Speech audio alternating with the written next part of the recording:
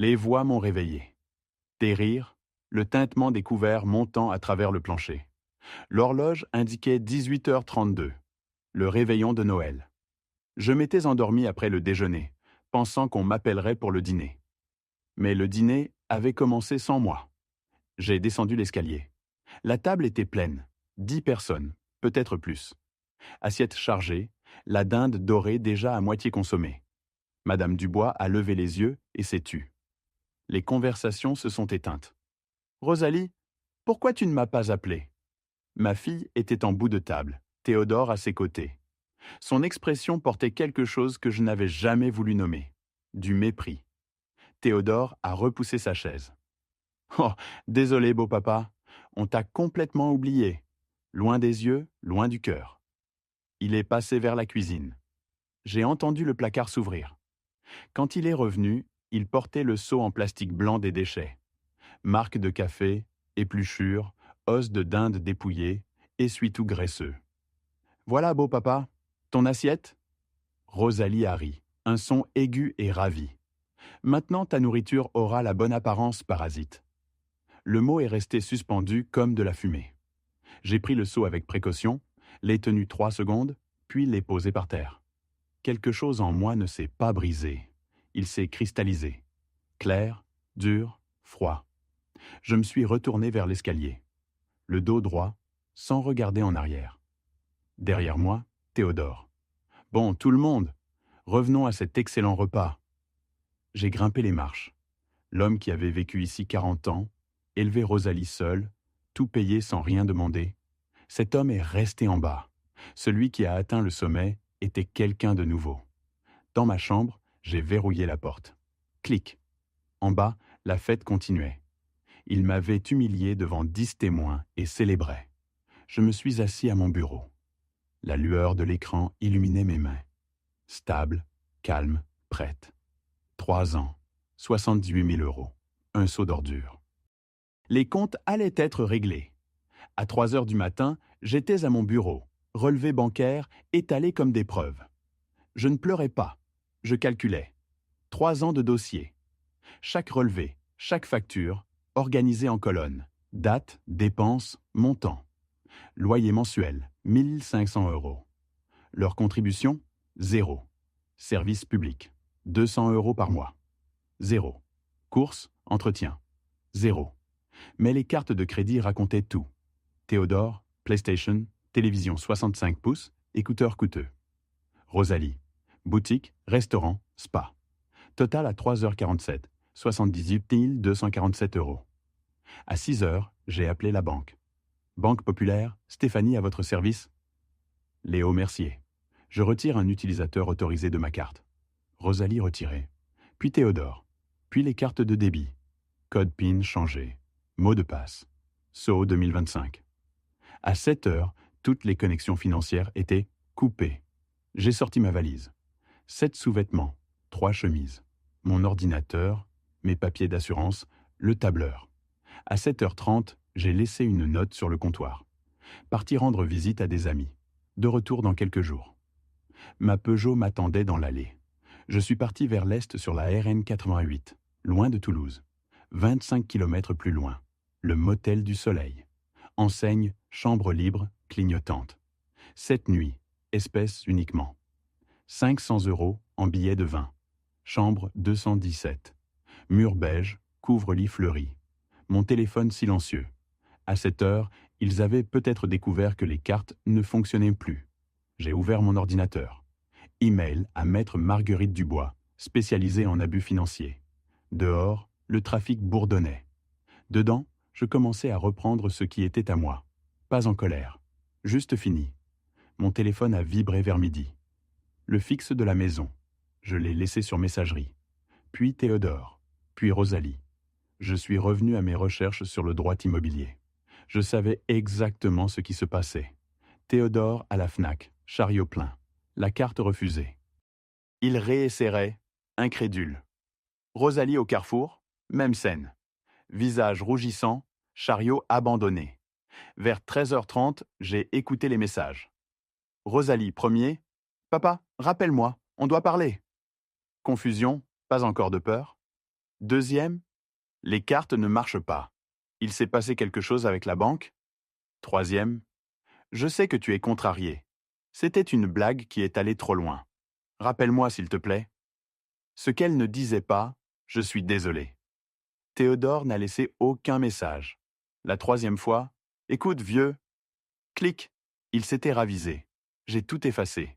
Ce soir-là, j'ai mieux dormi que depuis des mois.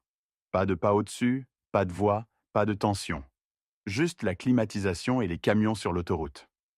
Vers minuit, texto de Théodore, tu ne peux pas te cacher éternellement. J'ai tapé une réponse, puis l'ai effacée.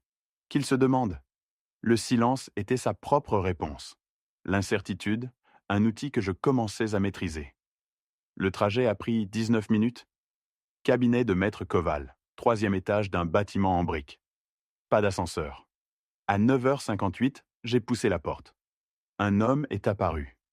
52 ans, cheveux grisonnants, lunettes métalliques. Monsieur Mercier, Daniel Koval, entrez. Bureau méticuleusement organisé. Texte juridique, ordinateur, bloc-notes jaune. Racontez-moi la situation. Des faits, pas d'émotion. Ma fille et son mari vivent chez moi depuis 3 ans. Pas de bail, pas de loyer. Il y a 2 jours, un incident a montré que ça devait finir. J'ai bloqué leurs cartes hier. Maintenant, j'ai besoin qu'ils partent légalement. Question rapide? Oui, ils reçoivent du courrier. Non, pas de communication écrite. Oui, je suis parti temporairement. Selon la loi française, c'est un hébergement à titre gratuit. Pas de protection locative. Vous pouvez mettre fin quand vous voulez. Mais correctement. Comment? Notification écrite. Recommandé avec accusé de réception plus huissier. 15 jours de préavis vu les circonstances. Ça finira au tribunal? La plupart partent avec des papiers officiels. Mais on se prépare au pire. 4 à 6 semaines si procédure d'expulsion. J'ai sorti mon dossier. 78 000 € de soutien. C'est pertinent? Pas pour l'expulsion. La maison est à vous. Mais gardez les dossiers. S'ils endommagent quelque chose, vous aurez besoin de preuves. Ils endommageront des choses? Certitude, pas prédiction. Alors documentez tout. Photo avant, après. Devis. Il a rédigé pendant que je regardais la rue. La vie normale, continuant. Ont-ils des motifs légaux pour combattre? Non. Vous êtes un hôte. Les hôtes peuvent désinviter. Légalement, c'est solide. Il a imprimé le document. Notification de quitter les lieux. Leur nom, mon adresse, 15 jours. Mes honoraires, 450 €. Rédaction, recommandé, huissier, consultation de suivi. J'ai écrit le chèque. Moins que le dernier achat électronique de Théodore. Quand le recevront-ils? Lundi par courrier, mardi par huissier, mercredi au plus tard.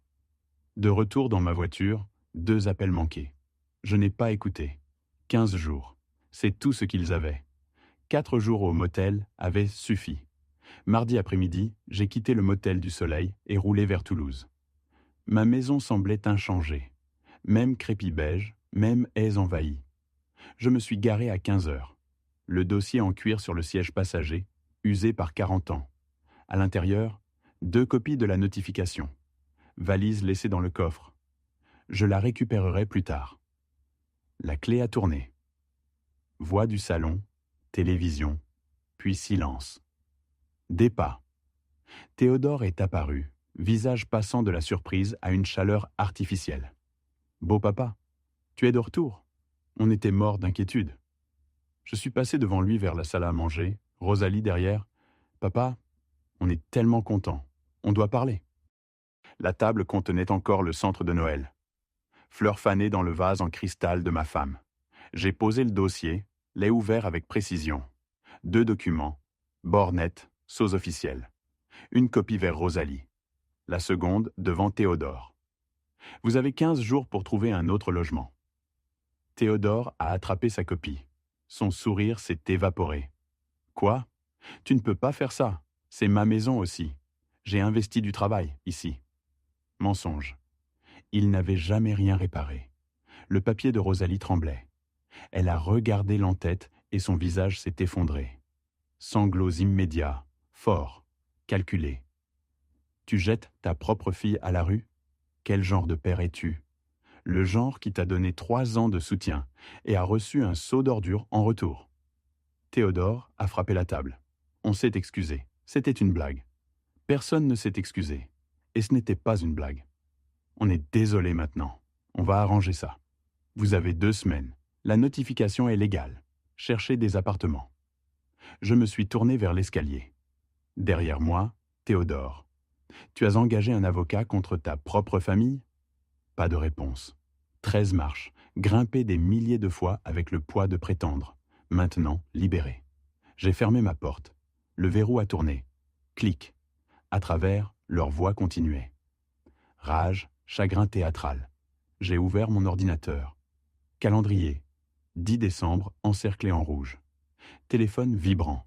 Texto de Théodore. On doit parler comme des adultes. Posé face contre la table. En bas, fracas. Colère cherchant un exutoire. Note, mardi, 15h27. Fort fracas. Évalué dommage après départ.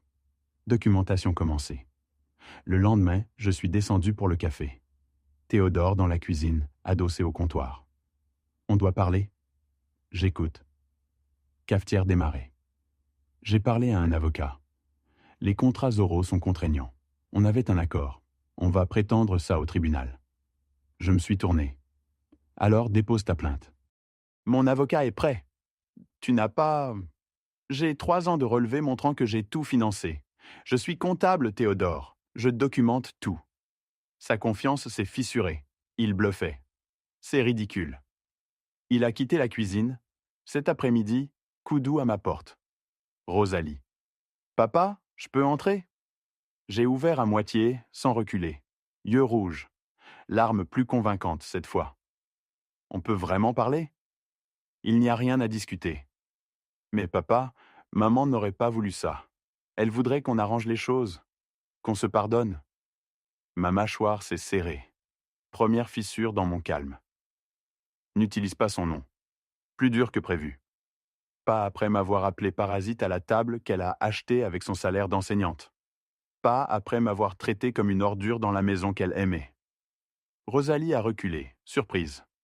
Je ne le pensais pas comme ça. Tu pensais exactement ce que tu as dit. Ta mère t'a appris le respect. Tu as choisi de ne pas apprendre. Maintenant, tu apprends une leçon différente. J'ai fermé la porte. Ses pas se sont retirés. Le lendemain, porte d'armoire claquant en bas. La colère de Théodore cherchant des exutoires. À 6 heures, recherche de caméras de sécurité. La loi française, surveillance autorisée dans les zones communes avec notification. À la FNAC, 15 minutes plus tard. Ces caméras se connectent au Wi-Fi. Enregistrement continu, 7 jours de stockage gratuit. 7 jours suffisent. Payé en espèces. Leur voiture absente à mon retour. Bien. Installation d'1 heure. Caméra 1 sur la bibliothèque du salon. Caméra 2 en haut du réfrigérateur. Branché, lumière rouge clignotant. Dissuasion visible. Ils sont rentrés vers 18 heures. Je suis descendu avec 2 notifications imprimées. La vidéosurveillance est active dans les zones communes. Ceci est votre notification légale. Théodore a arraché le papier, repéré la caméra. Tu plaisantes? Rosalie, larmes aux yeux. Tu nous espionnes? Je protège ma propriété. Escalier grimpé. Derrière moi, c'est de la folie. Verrou tourné. Clic. Le lendemain matin, flux de caméra vérifié vers 8h45. Théodore est entré dans la cuisine. A regardé la caméra. Lumière rouge visible. A ouvert le placard sous l'évier. Je me suis penché. Il a sorti ma clé, s'est accroupi, a travaillé sur le raccordement du robinet 90 secondes.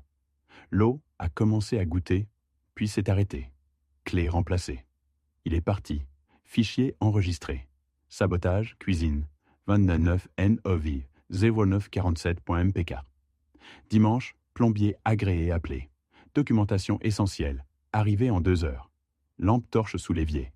Délibérément desserré. Marque d'outil visible. Pas de l'usure. Documenter tout. Photo aussi. Réparation. 40 minutes. Facture. 340 €. Rapport écrit. Raccordement intentionnellement compromis. Email à Théodore ce soir-là. Objet. Remboursement requis. 6 juin. 1. Vidéo du sabotage. 2. Rapport du plombier. 3. Facture 340 €. Remboursement attendu sous 30 jours. Léo Mercier. 3 fichiers joints. CC. Maître Koval. Survolé. Envoyé. Clic. 5 minutes après. Du rez-de-chaussée. Putain, ce salaud. Voix de Théodore portant à travers les bouches d'aération. Pas rapide, porte claquant. Rosalie calmant. Nouveau document ouvert. Journal des incidents décembre 2025. Les caméras clignotaient, enregistrant jusqu'au 10 décembre. 9 jours restants. Le lendemain soir, révision mensuelle des relevés financiers. Habitude de 40 ans. Les anomalies sautent aux yeux d'un comptable. Et il y en avait une. Grande. Octobre, ligne 47. Fnac, 1847 €. Pause. Lunettes retirées, nettoyées, remises. Toujours 1847 €. Je n'avais rien acheté. Mais Théodore avait accès alors. Défilement. Boutique de Homme, 623 €. Restaurant Le Gourmet, 287 €. Septembre, août, juillet, juin. Même schéma. Électronique, vêtements, restaurant. Aucune dépense ménagère. À midi le lendemain, audit complet de 6 mois. Excel ouvert. Colonne. Date, commerçant, montant, catégorie. Ligne après ligne. Fnac, 1,07 €. PlayStation Store, 356 €. Galerie Lafayette, 892 €. Formule entrée. Total apparu, 12 427 €. Fixé. Pas de colère. Certitude. Vers 13 h, appel à Koval. Achat de personnel non autorisé. 6 mois, 12 427 €. Silence. Pour le bénéfice du ménage? Non. Console. Vêtements de créateur, restaurant. Documentation? Tableur complet. Envoyez tout. 2 heures plus tard, rappel de Koval. C'est actionnable. Violation fiduciaire. Demande formelle sous 30 jours. Sinon, plainte civile. Rédigé. Lettre reçue à 16 h. 2 copies imprimées. Théodore au salon, téléphone en main. Expression méfiante. Enveloppe tendue. De mon avocat? Déchiré. En tête officielle. Rue. Demande de remboursement. Visage changeant. Confusion. Compréhension. Fureur. 12 000 €. Pourquoi? Console. Jeux. Vêtements. Restaurant. Tableur joint. Tout documenté. C'était... J'avais besoin... Arrêté. Aucune explication possible. Rosalie apparut. Papa, non. Théodore, voix grimpant. Tu m'as donné cette carte. Pour les courses. Pas pour un costume à 700 €. On est de la famille? La famille ne vole pas. Rosalie, larmes tombant. On n'a pas 12 000 €. Comment payer? Vous avez 30 jours. Trouvez des emplois. Vous partez dans 8 jours. 3 payes si vous commencez maintenant. 3 payes ne couvriront pas ça. Alors vendez ce qu'il a acheté avec mon argent. Des options existent. Théodore s'est approché, voix menaçante. Si tu poursuis, tu ne reverras jamais ta fille. Jamais de petits-enfants. Tu mourras seul. Je l'ai regardé directement, sans cligner. Je préférerais mourir seul avec ma dignité que vivre entouré de gens qui me volent. Ça, ce n'est pas de la famille. C'est de l'exploitation. Silence complet. Théodore n'avait plus rien. Juste la lettre et 12 000 € impossibles à payer. Escalier. Derrière moi, Rosalie. Papa, s'il te plaît. J'ai continué. 13 marches. Porte fermée. Je les entendais se disputer. Comment on va payer? On ne va pas. Lettre ajoutée au dossier. Tout organisé, étiqueté, daté. Cas construit par simple méticulosité. En bas, voix montant et descendant.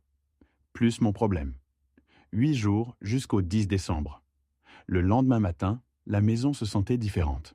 Plus tendue. Résignée. Je me suis réveillé aux voix du rez-de-chaussée. Basses et urgentes. Appel téléphonique, annonce d'appartement, demande de location. Le son de gens acceptant la défaite. 7 jours restaient jusqu'à la date limite d'expulsion. Mais je soupçonnais qu'il n'attendrait pas aussi longtemps. Je pouvais l'entendre dans la façon dont il bougeait maintenant. Déterminé, expéditif. Les animaux acculés fuient quand ils le peuvent. Vers 14 h, j'étais dans le salon en train de lire quand Rosalie est apparue. Théodore était sorti. Elle se tenait dans l'embrasure jusqu'à ce que je lève les yeux. « Papa, on peut parler? Vraiment parler ?» Sa voix était différente, pas théâtrale, épuisée. J'ai marqué ma page, posé le livre. Elle s'est assise sur le bord du canapé, main jointe comme quelqu'un à un entretien d'embauche qu'il ne pouvait pas se permettre de perdre. J'ai réfléchi à ce qui s'est passé, a-t-elle dit. J'avais tort. Théodore m'a influencé, mais ce n'est pas une excuse. J'aurais dû te défendre ce soir-là. J'aurais dû... Aurais dû. J'ai interrompu doucement. Temps passé. Mais tu ne l'as pas fait. Je suis désolé. Vraiment désolé. Je regrette profondément. Rosalie. Je me suis penché légèrement en avant. Qu'est-ce que tu m'as appelé exactement à Noël? Elle a détourné le regard. Papa, ne dis pas ça. S'il te plaît, regarde-moi et dis-le. Sa voix est sortie à peine audible. Un parasite. Plus forte. Un parasite. Des larmes maintenant coulant sur son visage. Devant combien de personnes? 10? Dans la maison de qui? La tienne. Le mot s'est brisé sur un sanglot. Je me suis adossé. Tu te souviens de chaque détail? Moi aussi. Certaines choses ne peuvent pas être effacées par des excuses. L'humiliation publique de ta propre fille, c'est une blessure qui ne guérit pas avec des mots. Elle s'est levée, trébuchant vers l'escalier, pleurant. J'ai repris mon livre et trouvé ma place. Mes mains étaient instables. Ce soir-là, Théodore a fait irruption dans le salon. Rosalie avait dû lui parler de notre conversation. « Tu détruis notre famille !» criait-il avant même de franchir le seuil. « À cause d'un commentaire stupide. Tu es prêt à jeter ta relation avec ta fille pour toujours. » Je ne me suis pas levé de ma chaise. Un commentaire, 3 ans de prendre, 3 ans de manque de respect. Cette nuit-là, c'était juste quand j'ai finalement vu clairement. Tu es un vieil homme amer. Tu es seul et tu ne supportes pas de nous voir heureux. Je suis seul parce que vous avez chassé tout le monde, et vous n'étiez pas heureux. Vous étiez confortables à mes dépens. Il y a une différence. Bien, on partira. Et quand tu seras vieux et malade, et que tu auras besoin de quelqu'un, ne viens pas pleurer vers nous. Je me suis levé alors. J'ai rencontré ses yeux directement. Théodore, tu as détruit cette famille la nuit de Noël avec ce seau. Je ne détruis rien. J'arrête juste que tu détruises ce qui reste de moi. Il n'avait pas de réponse à ça. S'est retourné et est sorti en trombe. Le lendemain, 4 décembre, j'ai regardé depuis la fenêtre de ma chambre alors qu'ils chargeaient des cartons dans leur voiture. Quand ils sont revenus des heures plus tard, leur langage corporel avait changé. Épaules affaissées, acceptation des faits. Ils avaient trouvé quelque chose. Ce soir-là, je préparais le dîner quand j'ai entendu Théodore au téléphone dans leur chambre, sa voix portant à travers les murs minces. « Ouais, on a besoin d'un camion pour jeudi matin, 5 décembre. Petit chargement, surtout des cartons et un matelas. Jeudi, demain, 5 jours avant la date limite. » J'ai remué ma sauce tomate, servi mon dîner, me suis assis seul à la table de cuisine. La maison était calme, sauf leurs préparatifs étouffés à l'étage. Presque fini. Je me suis réveillé avant l'aube le 5 décembre, au son d'un camion reculant dans mon allée. Bip, bip, bip. Jour de déménagement. Je suis resté allongé dans le lit, écoutant les portes s'ouvrir en bas. Des pas. La voix de Théodore dirigeant. Ils étaient arrivés tôt. Voulaient que ce soit fait rapidement. Moi aussi. Je me suis levé, habillé en jean et chemise de flanelle, fait du café, resté à la fenêtre de ma chambre, les regardant charger. Théodore portait des cartons. Rosalie faisait des allers-retours avec des sacs de vêtements. De plus en plus efficaces, sans s'attarder. Chaque carton chargé était un autre morceau de mon espace rendu. Vers 11 heures, le camion était presque plein. Je suis descendu pour la première fois ce matin-là. Théodore était dans l'embrasure de la cuisine, en sueur du chargement. On s'est regardé à travers peut-être 3 mètres. Ni l'un ni l'autre n'a parlé pendant plusieurs secondes. « On part maintenant », a-t-il finalement dit. Pas d'excuse. Un énoncé d'achèvement. J'ai hoché la tête une fois. Il ne pouvait pas s'en empêcher. « Tu vas le regretter, vieux. Quand tu seras seul et malade, et que tu auras besoin d'aide, souviens-toi de ce jour. La seule chose que je regrette, c'est de ne pas avoir fait ça il y a 3 ans. » Son visage a flashé de la colère, puis de la résignation. Il s'est détourné.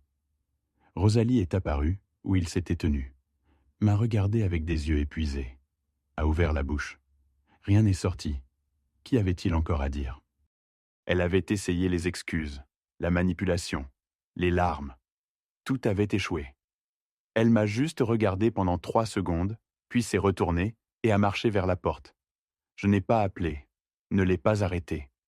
Le silence disait tout. J'ai regardé depuis la fenêtre du salon, alors que Théodore démarrait le camion. Rosalie est montée dans sa voiture. 2 véhicules s'éloignant de ma maison. Regardez jusqu'à ce qu'ils tournent le coin et disparaissent. Puis le silence complet. Pas de pas au-dessus, pas de voix à travers les murs, pas de tension dans l'air. Juste le calme. J'ai marché lentement à travers ma maison. Salon, mes meubles, mes livres, mon espace. Cuisine, comptoir propre, placards organisés. À l'étage, leur chambre. Dépouillés, nus, placard béant ouvert. J'ai fermé cette porte. Elle pouvait rester fermée un moment. J'ai ouvert les fenêtres dans toute la maison. Air de décembre, frais et doux. Circulation, renouveau. Ce soir-là, je me suis assis sur mon porche dans mon fauteuil en osier préféré. Tasse de café refroidissant dans mes mains. Le ciel est devenu orange, puis rose, puis violet. Madame Dubois est apparue sur le trottoir, promenant son terrier. Elle a dévié vers mon allée. « Léo, je les ai vus partir ce matin. » Elle a fait une pause. « J'étais là à Noël. J'ai vu ce que Théodore a fait avec ce seau. Vous avez fait ce qu'il fallait. » Quelque chose s'est libéré dans ma poitrine. Validation externe de quelqu'un qui l'avait vu. « Merci, Madame Dubois. Ça compte beaucoup. » Elle a souri, tapoté mon épaule, continué sa promenade. Je suis resté assis jusqu'à ce que les étoiles apparaissent. Le lendemain matin, j'ai appelé un serrurier. Service professionnel, arrivée rapide. Il a changé toutes les serrures. Porte d'entrée, porte arrière, garage, verrou. À midi, j'avais de nouvelles clés. Les anciennes étaient du métal sans valeur maintenant. J'ai descendu les caméras de sécurité, enregistré toutes les séquences sur un disque dur externe rangé dans mon classeur. Documentation juste au cas où, mais je ne pensais pas en avoir besoin. Ils étaient repartis. Cet après-midi, j'ai ouvert mon ordinateur portable et commencé à chercher. Idée de rénovation de cuisine, couleur de peinture pour le salon, nouveaux meubles pour la chambre d'amis, plus leur chambre, juste une pièce qui avait besoin d'un but. Ma maison, mes règles, ma paix. J'ai pensé à la gentillesse alors. Comment j'avais été gentil pendant 3 ans. Comment ils avaient confondu cette gentillesse avec de la faiblesse, avec la permission de prendre et prendre et prendre. Mais la gentillesse n'est pas de la faiblesse.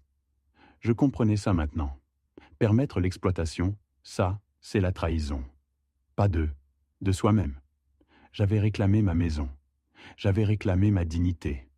J'avais réclamé la paix que j'avais oublié que j'avais le droit d'avoir. Et la meilleure partie, je pouvais bien vivre sans eux. Pas par rancune, par simple et honnête soulagement. C'était la vraie victoire. Pas leur départ, ma récupération. La maison était calme autour de moi. Mon café fumait sur le bureau. Dehors, le soleil de décembre filtrait à travers les fenêtres que j'avais ouvertes. Air frais, espace propre, silence qui se sentait comme du confort, pas de la solitude. J'ai souri, le premier sourire sincère en semaine, et j'ai cliqué sur une couleur de peinture appelée « Aube nouvelle ». Ça semblait approprié.